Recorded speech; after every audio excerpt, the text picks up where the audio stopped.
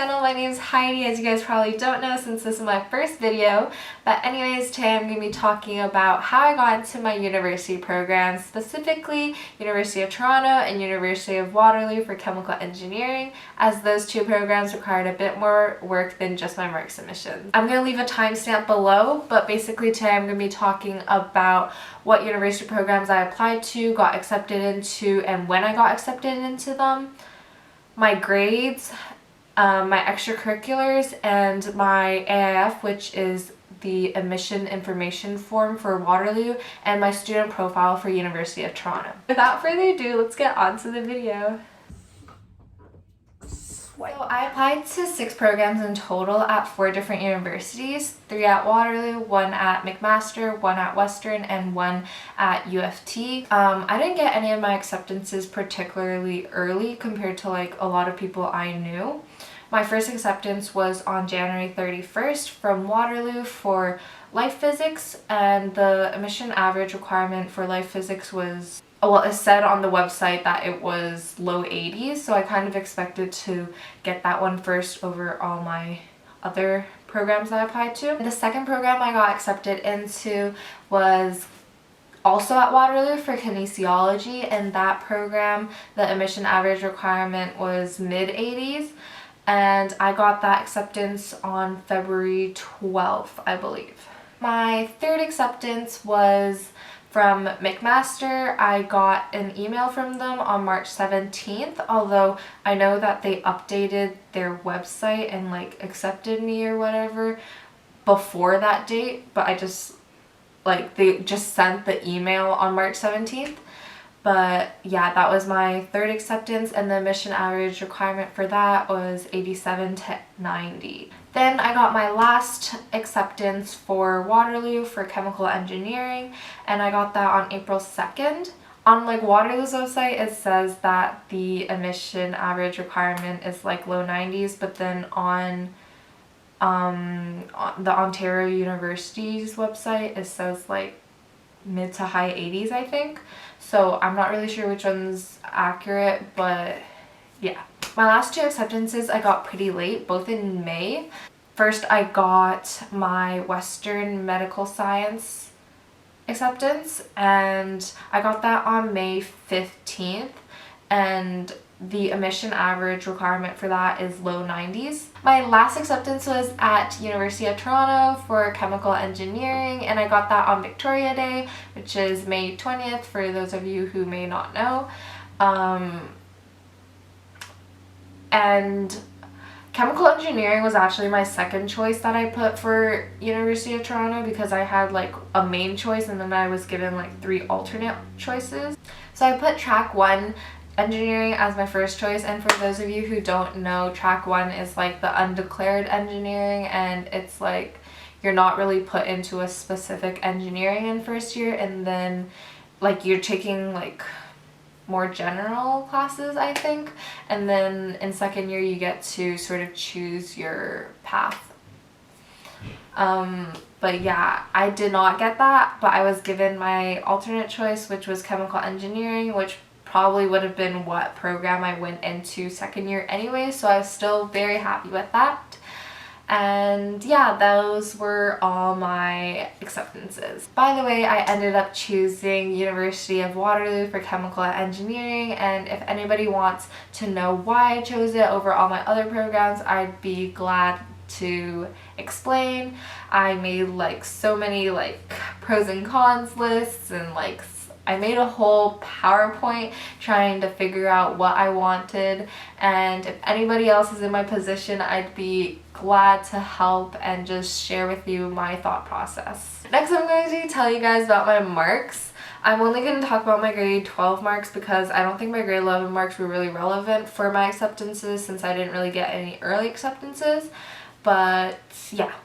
So for English, I took English summer school. For those of you applying to Waterloo and wondering whether Waterloo cares or not about summer school, I mean, I took it and I still got accepted into my 3 programs, although I know there are programs at Waterloo that are much harder to get into than the ones I applied to, so maybe for those ones it would impact your acceptance more.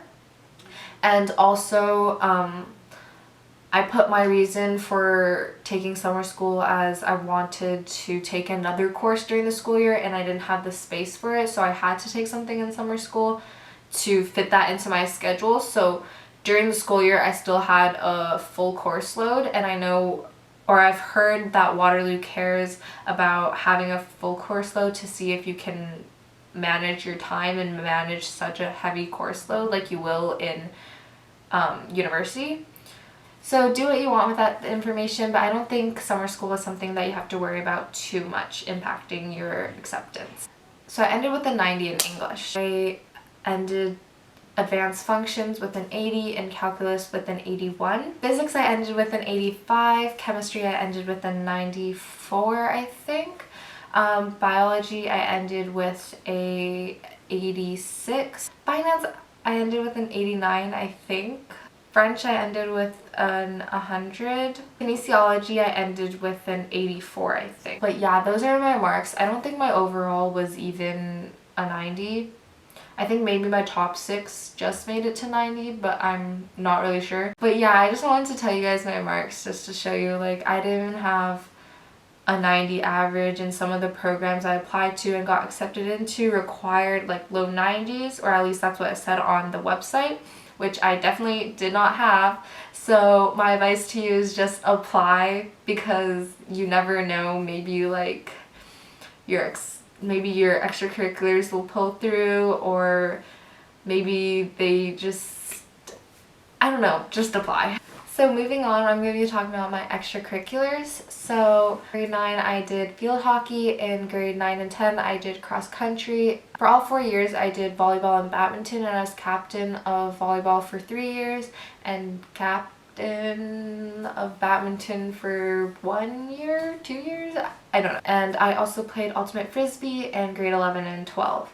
So for the clubs at my school, I took part in DECA in grade 9 and 11, although I was terrible at it.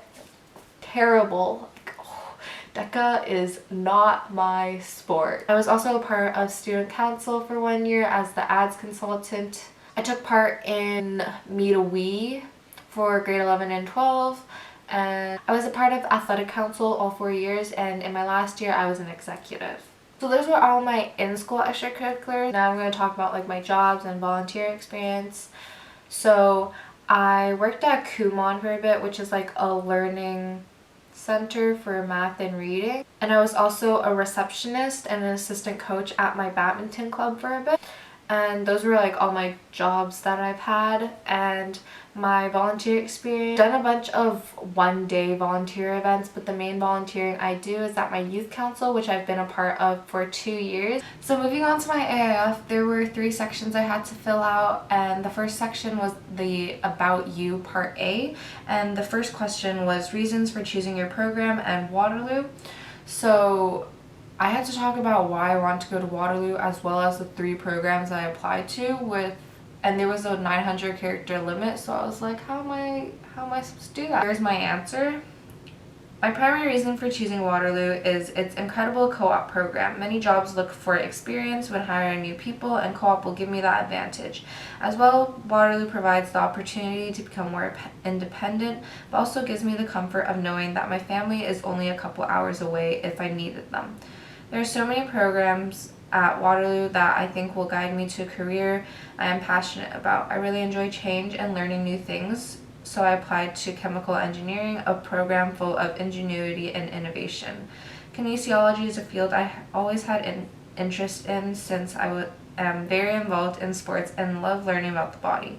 I applied to life physics as I have considered applying to the optometry program at Waterloo, and life physics allows me to meet the admission requirements while taking courses that interest me. So my answers aren't really anything like that special. It sort of just like gets my point across, I guess, and I don't know, I feel like my answers are kind of like average and like basic. The question 2 asks you to list your extracurriculars and your areas of significant interest. When I filled this part out, I didn't only include my extracurriculars, I also included like my hobby, I guess, which was food blogging, because I was like, Well, I spent like quite a lot of time on this, I should probably include it. But yeah. Question 3 asks you to provide any additional information about your extracurriculars. I decided to just focus on one of mine because it was a 600 character limit. So this is my response. Through taking on leadership positions such as president of my youth council, I've learned that a great leader listens to everyone's opinions and knows how and when to take the lead to maximize productivity. In SLY, I run weekly meetings where my team and I plan events for youth in our community. I make sure everyone is happy with the decisions we make and everyone feels comfortable to voice their opinion. Since taking on this leadership role, I have seen my team grow stronger not only as a team but also individually. Question 4 asks you to list anywhere you've worked in the past 2 years, and you sort of give a job description and a job title and also how many hours a week you work and your start and end date. Question 5 asks for like any special distinctions, awards, anything like that. So I think for this section I don't really have that many awards or anything. I think I wrote that I was top 25% in a Ontario-wide math contest. I was Female Athlete of the Year, and also like I wrote that I was MVP for volleyball and badminton. And I think that's pretty much all I wrote. I may have also added like a volunteer award. So that was the first section of the About You, and the second section about the About You, the first question is asking if there are any circumstances, personal or financial or anything like that, that may have impacted your academic record. I left this part blank because I didn't really have anything to write for it, I guess. Question 2 and 3 are just yes/no questions, and then question 4 is asking you to provide any additional information you might want them to know about yourself when they review your application. So I took this part to write about my badminton experience, and this was a 900 character limit. And my response was, I play badminton competitively and have competed in many provincial and national tournaments. Through the time and effort I put into the sport, I ended my 2019 season ranking 15th in Canada for U19 girls doubles. Playing competitively meant that I was spending 11 hours a week on court, not including the tournaments I participated in every month. This was a huge commitment and required me to develop better time management skills. I created a schedule so I would not get overwhelmed and fall behind my schoolwork. Doing this helped me maintain good grades, but also helped my mental health, as I was a lot less stressed knowing I would have time to finish all my work and had time to relax by playing the sport I love. As captain of the badminton team at school, I was able to develop my leadership skills, motivating my team and giving advice on how to motivate yourself during a game. So I kind of used this section to show what I've learned and how I developed my skills through my badminton experience, to show how these extracurriculars have benefited me. So for most people, that's the end of the AIF, but for engineering students, there's another section asking you more engineering specific questions. So the first question for that is your engineering interests and goals, and this was a 900 character limit. And I wrote, throughout my life, my parents have always noticed that I was very curious. I always questioned the way things were and wanted to learn more. With engineering, it challenges me to research and explore beyond what already exists. I am fascinated about so much in life, and I would hate to be limited to one specific pathway just yet, which is why I chose chemical out of all the engineering programs Waterloo has to offer. The courses in chemical engineering provide a variety of skills that can be applicable in many different occupations and keep my choices open. Through the courses I took in grade 11 and 12, I found out that I had a strong interest towards physics and chemistry, and those were subjects I wanted to extend my knowledge in. So question 2 is asking more about your goals, and I was really confused on what to put for this question because I didn't know, and I still don't really know what I want and what exactly is my goal, but this is what I ended up writing. I want to be able to challenge myself to my fullest potential. Like many others, I do not have a concrete idea of what occupation I want to pursue in the future. I want to be able to improve something I am passionate about, although what I am passionate about now may not be the same in 5 years. Chemical engineering is a program that can lead to many varying occupations. By the end of the 5 years of taking a variety of different courses in chemical engineering and experiencing different co-op placements, I will be able to identify what I am best at and what occupation best suits me. So question 3 asks about my programming knowledge, and I have none. so this is what I wrote. I do not have past programming experience, although recently I have developed a greater interest in it and hope to take an online or summer course to learn the basics of programming and better prepare myself for the computer literacy and programming for chemical engineers course in the first semester of chemical engineering. And I actually am taking, well, I'm not, well, at this moment I'm not, but I was, and I will continue to take an online course because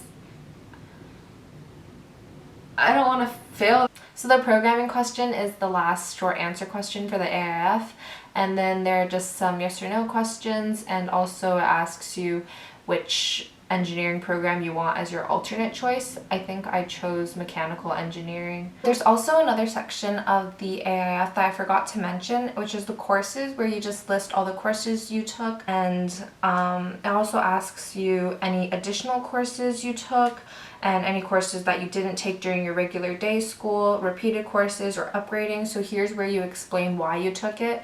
I didn't have to fill out any of them except for courses not taken at your regular day school, because I took English in summer school, and this is what I wrote for my response. I took English in summer school because I wanted to take the kinesiology course during the year and did not have the space in my timetable for it.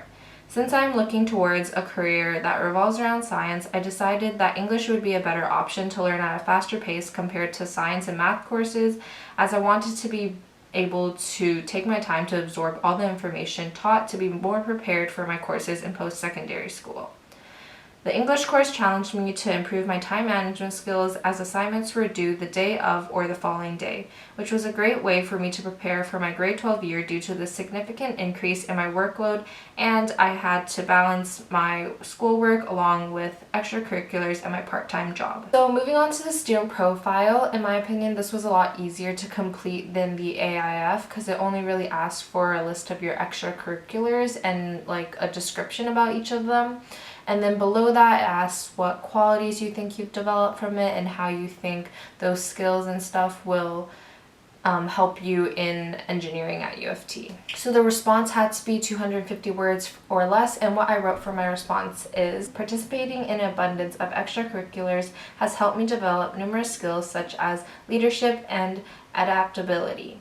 My leadership skills improved greatly through taking on leadership positions like president of my youth council, team captain of the volleyball team, executive of athletic council, and assistant coach for the badminton team. I've learned that a great leader must listen to the opinions of all. It is important to know how and when to take lead in a group to maximize productivity and organization. Leadership is incredibly rewarding and essential in getting work done. Great leadership benefits not only yourself, but also helps others to become stronger individuals as well. I enhanced my problem solving and adaptability skills through my youth council, as spontaneous problems occurred during our events, which has made me quick at adapting to new situations and environments. This skill is critical during the shift from high school to the competitive environment of the engineering program. When starting both my jobs, I was quickly able to learn everything I needed to know. This will benefit me in university as course loads increase, and being able to adapt is also crucial in engineering, as it is a field full of innovation and change. We need to adapt to new environments, technology, and problems. My adaptability skills pushed me towards the engineering path. I love encountering new problems to solve. With engineering, there are always new challenges to overcome. So that's basically all I had to do for my student profile. For engineering programs, you also have to do an online interview. The University of Toronto practice questions for the online interview were pretty similar to the actual interview. I think one of the questions were like, you are trying to paint the interior of an entire building, and how would you figure out how much paint you need? For the Waterloo interview though, the practice questions were not at all like the interview questions. I think the practice questions, I was like, oh, this is so great, these are just personal questions, like, oh, what's my favorite childhood memory? But then when I actually did the interview, it was asking more about like engineering and Waterloo and like why I wanted to go there and why, which honestly I probably should have expected, because why do they want to ask me what my childhood memory is? But yeah, so I don't really think I did that great in those interviews. But oh well. So that's it for my video today. I hope it was helpful and you guys enjoyed watching it. If you guys did, please like and subscribe. And if you guys have any questions, leave it down in the comments and I'll be sure to respond. See you guys in my next video.